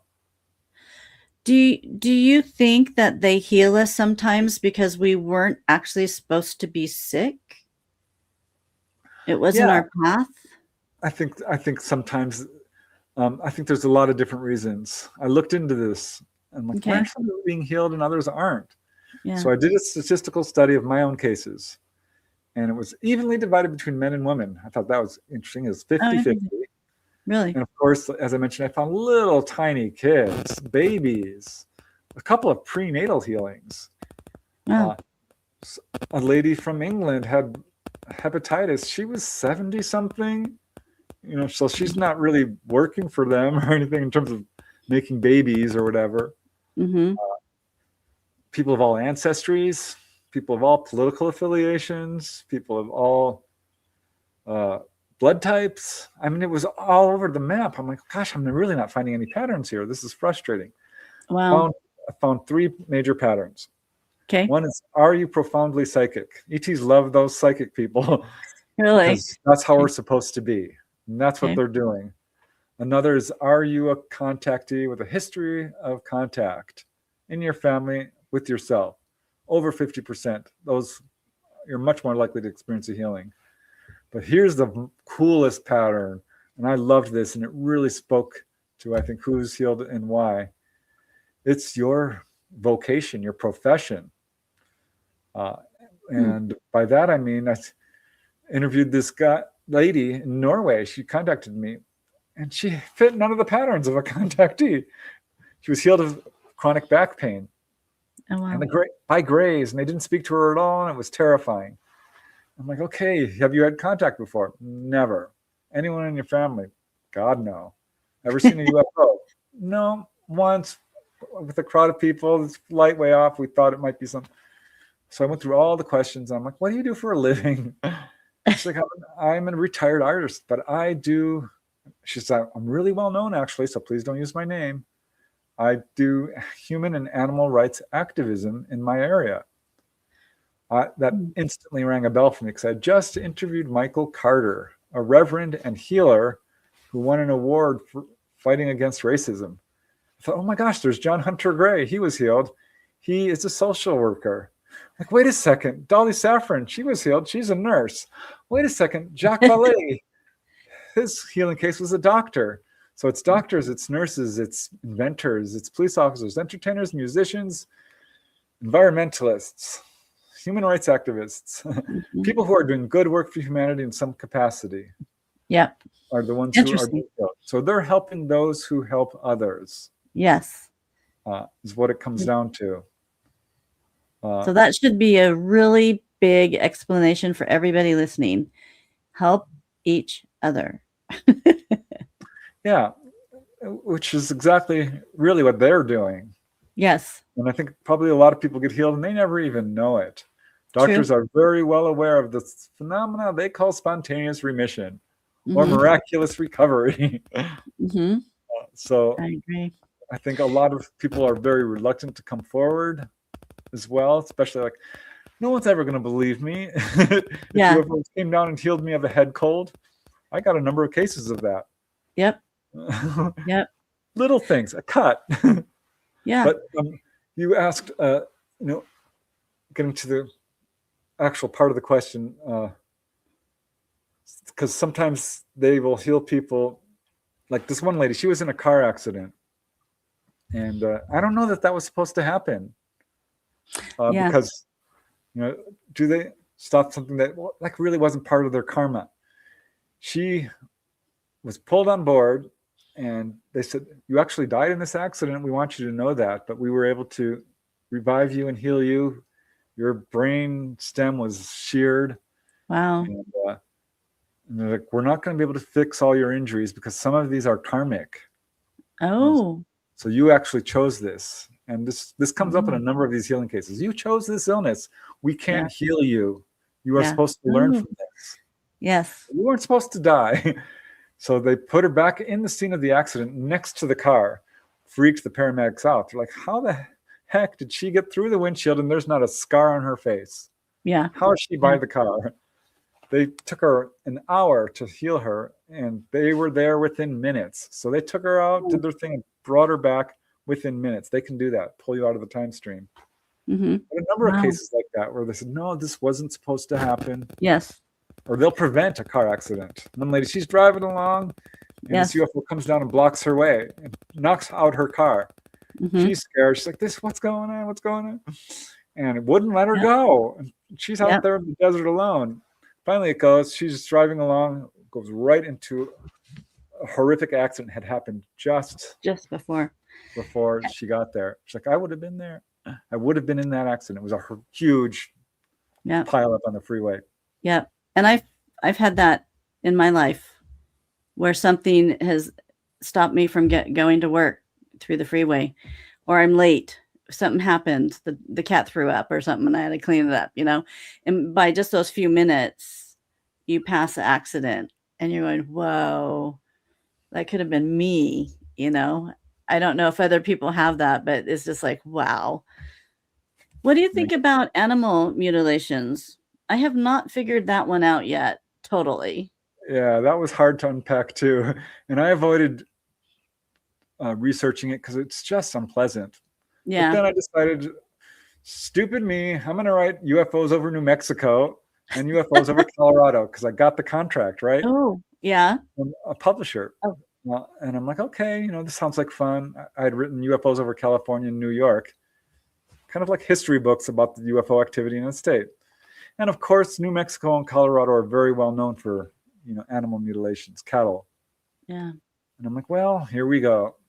And so I dove deep and I spoke to some researchers and I looked at everything I could find on this. And I came to a startling conclusion. It wasn't me actually who came to it. Gabe Valdez, bless him for, going there and studying this subject. And he's deceased now, but he says, you know what? ETs aren't doing this. This is not ET. Really? This is government. Really? That's what he said. And that's what Larry Fawcett said too. And that's what, Christopher O'Brien, he's like, I don't think this is ET. He was a Colorado researcher. Wow.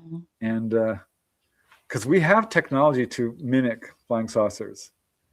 Remember, our governments have a fear campaign. And this is a very good way for them to get some really good genetics for their experiments. At the same time, get it free. At the same time, cause fear and confusion. So they're killing 3 birds with 1 stone. Wow. Finally, I'm like, gosh, I wonder what Dolly thinks about this because she's directly communicating with the ETs. And I couldn't even get the question out of my mouth before she's like, it's not ET. They don't do that. They will fish. They will occasionally pick up some food. But no, they do not do that. That's government. She was a Department of Defense employee. Her father was deeply connected into this, and she's got some inroads into what's going on. Okay. And she's like, it's not good, Preston. It's government doing it. It's a pure fear campaign. I'm like, well, yeah, that's what I kind of figured out. Because some researchers are like, it's ET and blah, blah, blah. And they say horrific stuff. Some of these researchers, I'm putting in quotes, big red quotes around them, because I don't think they're researchers. I think they're bad actors. Well, my lab is what you would call black it. hats. Yeah. Yeah.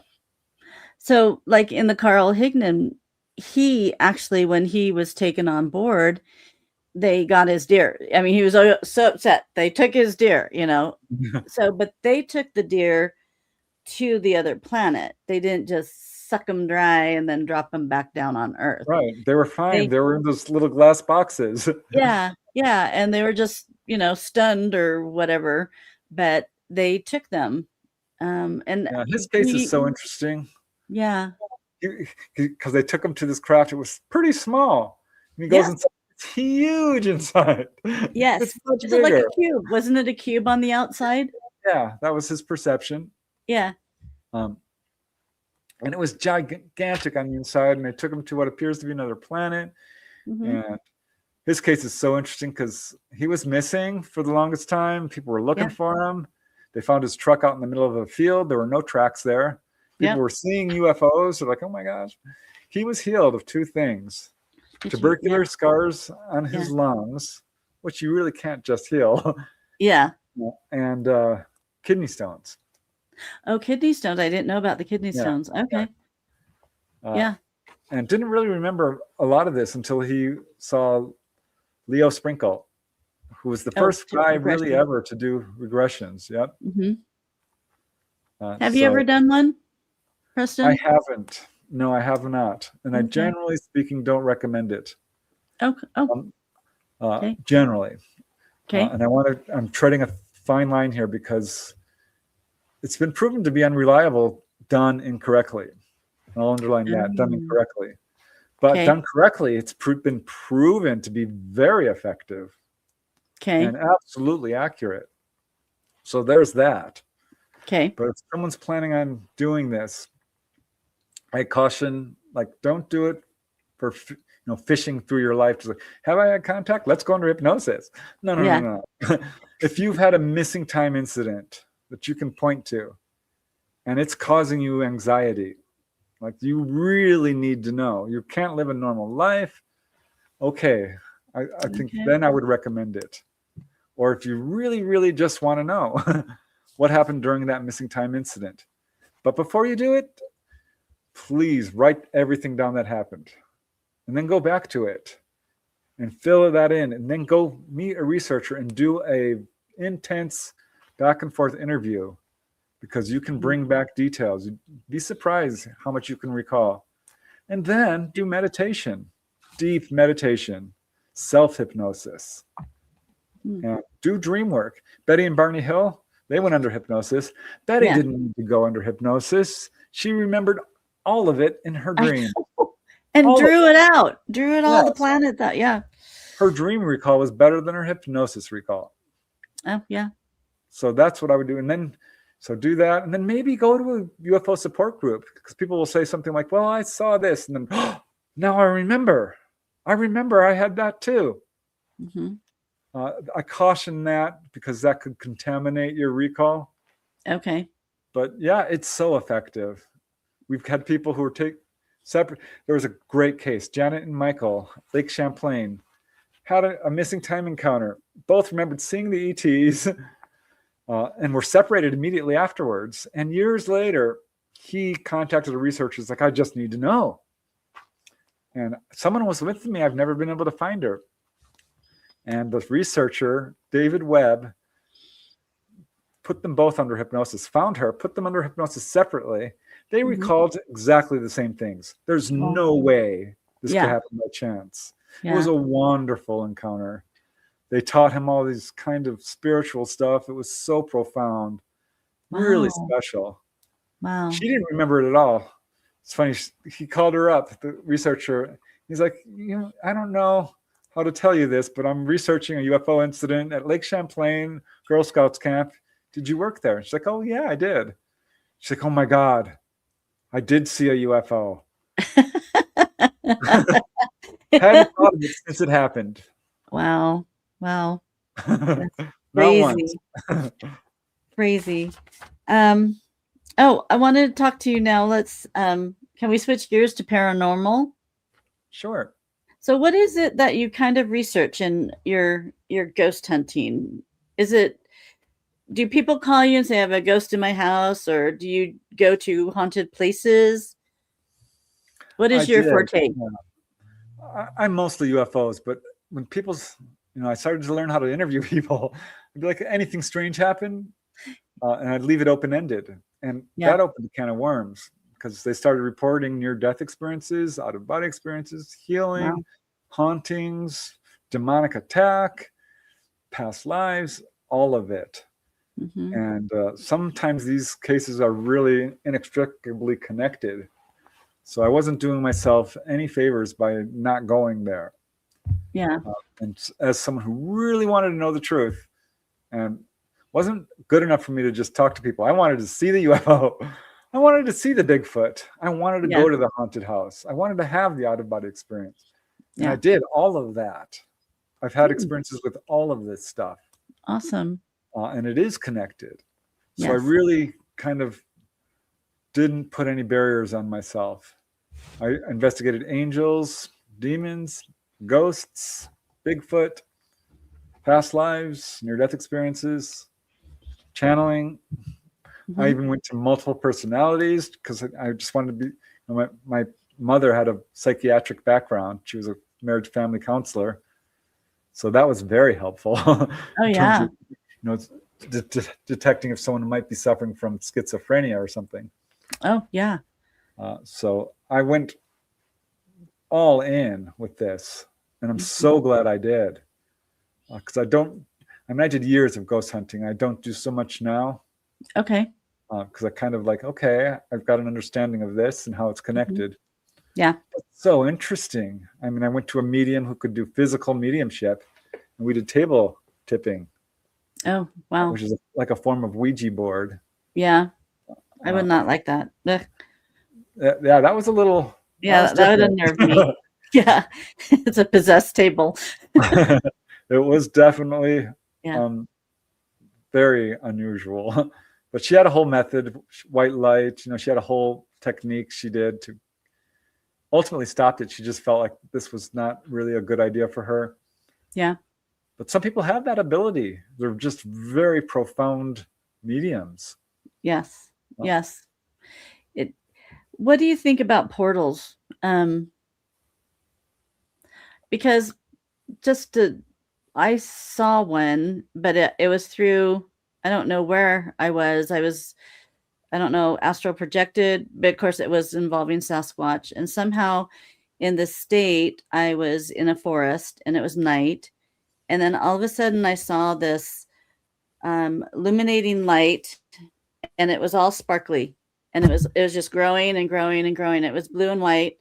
And then it kind of had an opening, and then a Sasquatch came through and then walked past me and didn't know I was there. And then a second Sasquatch came through this portal and walked by me. But the third Sasquatch came out, and he was the biggest, meanest looking of them all. He walked out, and then he walked right to me, and he looked at me really mad, and he goes, and I could hear him say, "You're not supposed to be here." I go, "I didn't mean to come here. I don't know how I'm here. I can leave anytime," And then I woke that up. was in the astral. Okay. It just, sometimes things just happen to me, and then I wake up. So I don't know, dream state, but it seems super real. And a lot of times with who I am, I have to get up and I write things down because I wake up with information. That's where I get my information from, and I have to write stuff down. But Right. that was so real, and he was not a happy Sasquatch because I kept thinking they're walking by me, so they must not see me. I must not be in my body. And then that last one saw me and said, "You are not supposed to be here," but I must have needed to see that. So That's interesting. Yeah. I've done a lot of Bigfoot research. they're Bigfoot, amazing. Bigfoot is definitely real Hmm. and worldwide and has been here forever and sentient and profoundly psychically advanced. So they have the ability to travel between dimensions. Yes. They can disappear.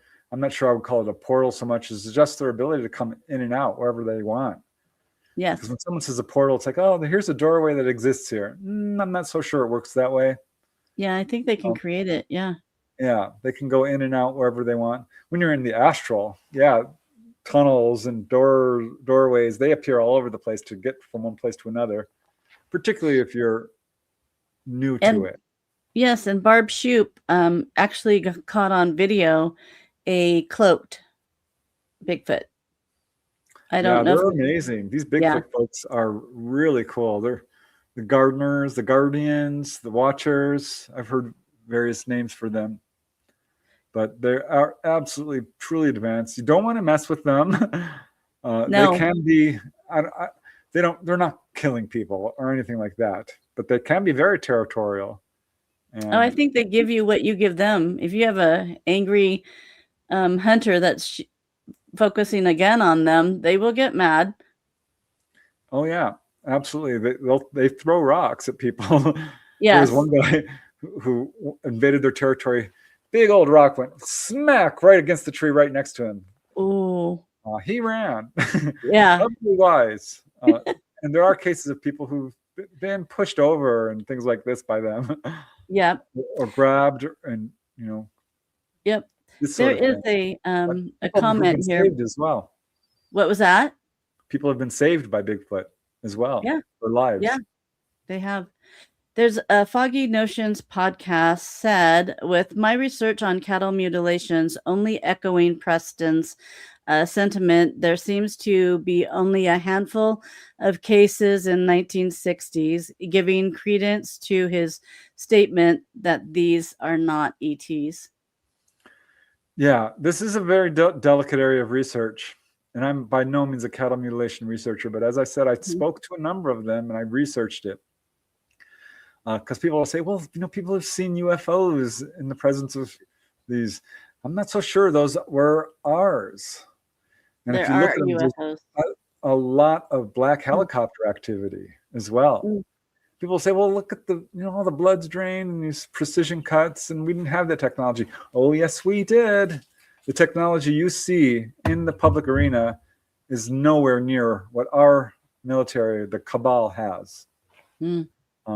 I get pushback on this, but I'm coming at this from the researchers who've looked into this, because not all of them agree. Some say it is ET. Yeah. Some of them I just don't trust because they put out some crazy information. I'm like, where are you getting this? Yeah. What are you talking about? Yeah. But from a contact angle, I don't think that the ETs are doing it. This is my assessment, and I think we do need more research in this area. Yeah, I do believe that too, because I don't even know if I know for sure. I've tried to look into it psychically, and I think I know, but then I think I don't know. And so when I'm confused, then I just have to back away because I'm not being shown the truth. So maybe it's because it's us. Maybe that's why we don't get the information. Erica Gable Stock 6266. When I dream I was out of body 2 nights ago, is there a reason I might be attracted to a certain place? I remember being in front of a building that said Rockwell Museum. Yeah.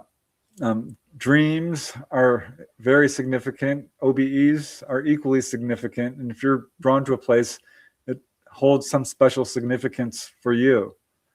There's a message there. There's something you're supposed to be paying attention to. If you're having repetitive dreams, for example, you better dig in deep on that one because there's a message you're not getting. Often this could lead to, we use the term precognition. It's kind of a misnomer because everything is already known to a certain extent. Yeah. It's all happening at once. It's probably better termed cognition or elevated perception, maybe. But it's got something there that you need to pay attention to. I've had a lot of precognition and this sort of thing being taken to a certain place. I'm like, why am I being shown this? It'll often be about animals or about disasters or something that's of particular significance to me. A future gift I'm going to get or a person I need to watch out for because he's not honest.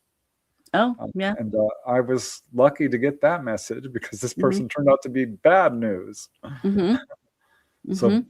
yeah, you really want to dig deep on that and follow it Yep. intuitively. Yep. I agree with that, because I did have a dream about a person named Shirley was going to come into my life, and watch out for her. She's very deceptive. And I happened to get a job where the nurse was named Shirley, and she was really not a nice person. You just didn't tell her anything. And so Yeah. it was just kind of funny. Like, okay, you just have to listen to it, and probably she should document her dreams and just kind of compare the information that she's getting. Yeah, absolutely. Just pay attention to it and be aware of it. Dreams are absolute resource to help you reach a higher state of awareness.